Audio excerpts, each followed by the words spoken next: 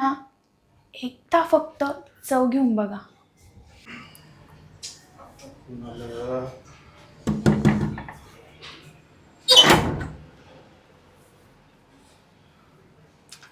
सावकार, जरा काम होतं तुमच्याकडे.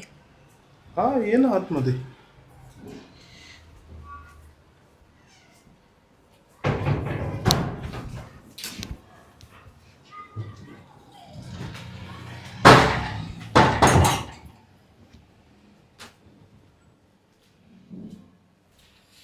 बोला, काय काम होतं? आम्हाला ना 1,00,000 रुपयाची गरज होती. अच्छा. तर 6 महिन्यात तुमचे सगळे पैसे आम्ही व्याजासकट वापस करून टाकू. बर, फक्त 6 महिन्यासाठी पाहिजे होते. मिळतील का? ठीक आहे ना, मिळतील ना, का बरं नाही मिळणार. मी तर द्यायलाच बसलो इथं. पण त्याच्या आधी तुला सावकारची पॉलिसी माहिती ना काय? पॉलिसी? हा. हो, माहिती आहे. सगळ्या पॉलिसी माहिती आहेत मला. की पैसे द्यायच्या आधी मी काहीतरी गहाण ठेवतो. हो सावकार, त्याच्यासाठीच तर मी माझी बांगडी सोन्याची आहे, तुमच्याकडे ठेवा. अगं, ही तुझी जी सोन्याची बांगडी आहे ना, हम्म. ती लेतले 10, 20, 30 हजार रुपयात जाईल.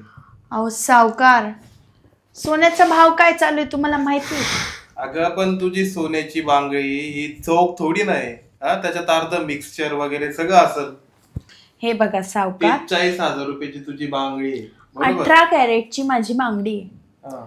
आणि आत्ता भाव चालू आहे त्याप्रमाणे माझी ही बांगडी 60-70 हजाराची आहे. तुम्ही हे 60-70 हजार रुपये तुमच्याकडे सांभाळून ठेवा. 6 महिन्यानंतर मी तुमचे 1,00,000 रुपये आणि व्याज दिल्यानंतर माझी बांगडी मी घेऊन जाईल. पण मला बांगडी बिंगडी नाही पाहिजे. तुला दुसरी पॉलिसी माझी माहिती नाही का? की ज्या वेळेस एखादी सुंदर लेडीज माझ्याकडे कर्ज घ्यायला येते, त्यांना दुसरी पॉलिसी लागू होते. दुसरी पॉलिसी काय? दुसरी पॉलिसी म्हणजे तुला जर कर्ज पाहिजे ना, हम्म. तर मला प्रेम द्यावं लागेल. काय? प्रेम. तरच तुला ते 1-1.5 लाख रुपयाचं जे कर्ज पाहिजे ते भेटल.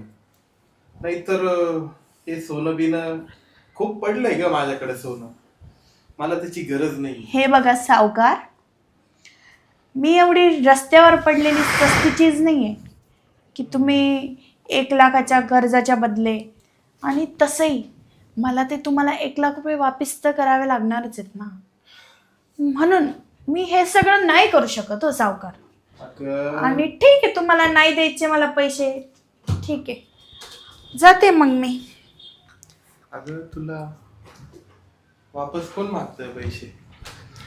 पण तरी सावकार, तुम्ही ते 1,00,000 रुपये मला सोडले, एकदा प्रेम दिलं त्याच्या बदल्यात, हा. तरी हो सावकार, एवढं स्वस्त नाही हो मी. 1,00,000 रुपयात. अच्छा. अहो, माझ्या नवऱ्याने माझ्याशी लग्न करताना माझ्या घरच्यांना हुंडा दिला होता. किती माहिती आहे का? किती? 12,00,000 रुपये. अगं, मग 1 लाख रुपये घ्यायला कुठं आली तू माझ्याकडं? हा, कशाला आली 1 लाख रुपये घ्यायला? अहो, माझ्या नवऱ्याने माझ्या घरच्यांना दिला होता ना, माझ्या घरच्यांनी माझ्या नवऱ्याला नाही. माझ्याशी लग्न करायसाठी तो 12,00,000 रुपये देऊ शकतो. तो तरी माझा नवरा आहे. अगं, मग तू त्याला आयुष्यभरासाठी भेटली ना. हा, मला तर फक्त एक वेळेस प्रेम पाहिजे, त्याच्यासाठी मी 1 लाख रुपये देऊ शकतो, त्याच्यावरती काही देऊ सावकार, नाही शकत. एकदा काय, मी तुम्हाला ना रोज येऊन प्रेम देते, रोज. अगं, मला रोज प्रेम पाहिजे नाही. काय ना, या सावकाराने एक वेळेस जी वस्तू खाल्ली ना, तिला परत खात नाही तो सावकार. समजलं का? सावकार, तुम्ही ना एकदा फक्त चव घेऊन बघा. असं आहे ना, मी मी अशी वस्तू आहे जिची कधीच विसरू नाही शकणार. तुम्हाला रोज त्याची गरज पडेल. समजलं का? अगं ते चव घेतल्यानंतर कळेल ना. आणि तू आधीच एवढी डिमांड टाकते तर नाही पॉसिबल. मला चव पण घ्यायची नाही, जाऊ द्या. अहो पण सावकार, तुम्ही माझी गोष्ट ऐकलीच कुठं? मी तुम्हाला रोज प्रेम देईल, मी मरेस्तव प्रेम देईल तुम्हाला, पण मला माझ्या नवऱ्याचे पप्पा, त्यांचे पप्पा, तुम्ही जेवढ्या आमच्या जमिनी खाल्ल्या आहे ना, त्या सगळ्या वापस पाहिजे. कमीत कमी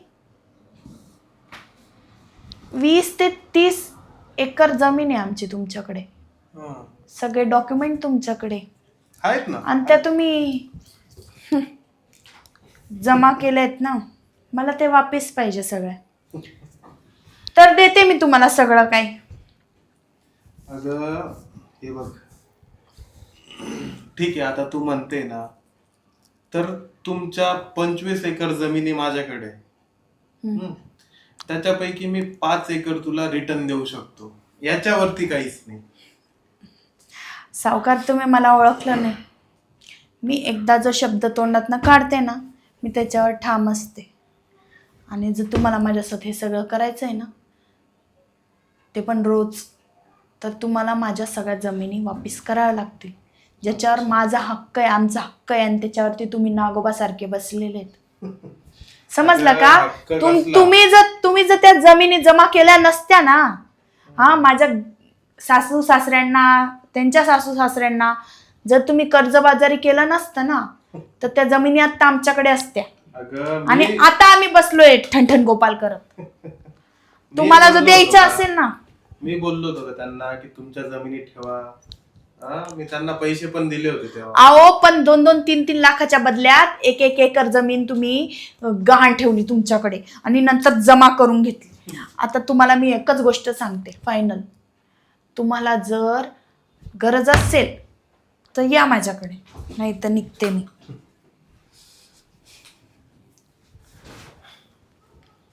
अगं तुझ्या बोलण्यावरनच ना तुम्हाला खूप आवडली आता. आणि ठीक आहे, 25 एकर ना दिल्या तुला, चल दिल्या पूर्ण जमिनी. शब्दाने काम होत नाही. मग पहिले आत्ताच्या आत्ता सगळ्या जमिनींचे कागदपत्र आणून द्या. आत्ताच्या आत्ता मला सगळे कागदपत्र आणून द्या. मगच मी तयार होते या गोष्टींना. अगं ऐक ना, हे बघ, जसं बँकेत गेल्यावर सिव्हिल चेक करायचं एक मशीन असतं बघ, तसं ना माझ्या इथं माझ्या बाप दादा परदादा तेव्हापासनं ती पिढी चालत आली नाही का, की माझ्याकडे एक मशीन आहे सिव्हिल चेक करायचं. तर ते चेक झाल्याशिवाय ना तुला मी ते डॉक्युमेंट देऊ नाही शकत. सावकार, तुम्हाला ना मी चांगल्या प्रकारे ओळखते. तुम्ही वापर करून घ्याल आणि फेकून द्याल, आणि तुम्ही मला याच्यात काढू शकत नाही. पहिले माझे डॉक्युमेंट द्या, मग मी तयार होते. नाहीतर ना सावकार राहू द्या तुम्ही. मला माहिती आहे मी तुम्हाला चांगल्या प्रकारे ओळखते. कसं तुम्हाला याच्यात काढायचं ना मला, ते मला समजतं ना सगळं. अगं बस तू इथं, आणतो तुझे डॉक्युमेंट.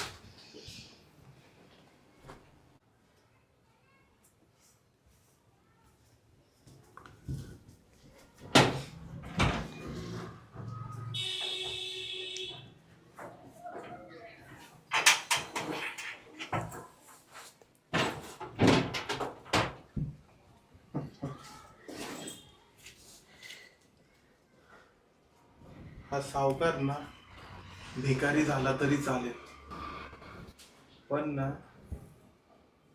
हिला भोगल्याशिवाय सोडणार नाही.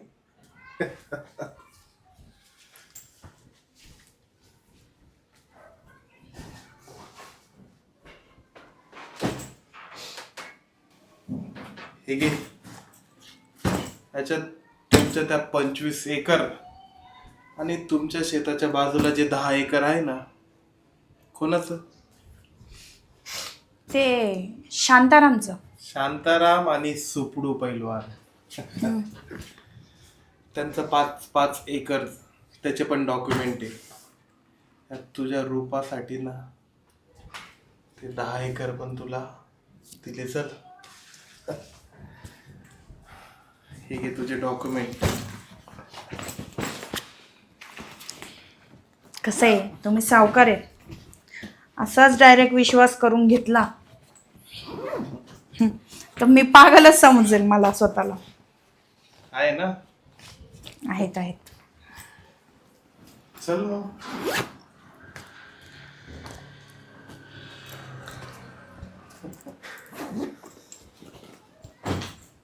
चला.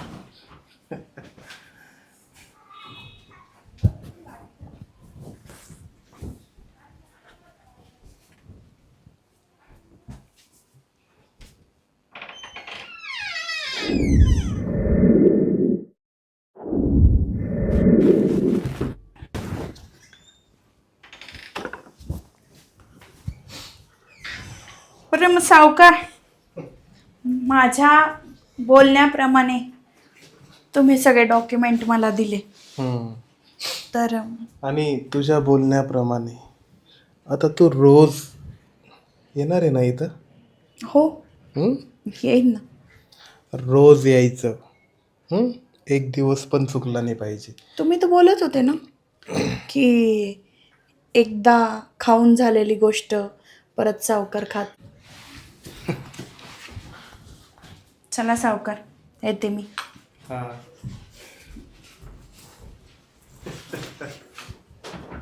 ना हिला रोज खातो मी, रोज. आणि खाऊन खाऊन ना सडवून टाकतो.